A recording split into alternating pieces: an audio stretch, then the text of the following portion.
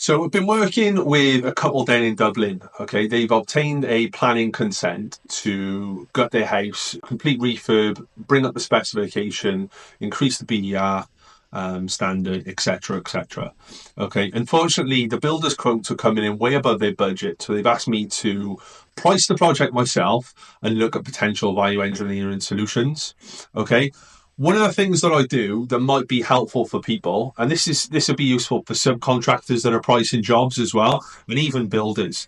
Okay, bring your rates back to first principles. Okay, so instead of one item with one rate, which means nothing to anyone pretty much apart from the person who's priced it, break this stuff down into first principles. Okay, so you'll see here I've got a rate for the joist, the insulation, ply, the fixings, and then the labour. Okay, crucially, what people are missing out, which is why nobody can understand builders' rates and they think they're high, they're obviously entitled to apply a percentage for overheads and profit. So you can see there, I've got a subtotal rate and then I've applied 15% overheads and profit, okay, which obviously builders are entitled to apply.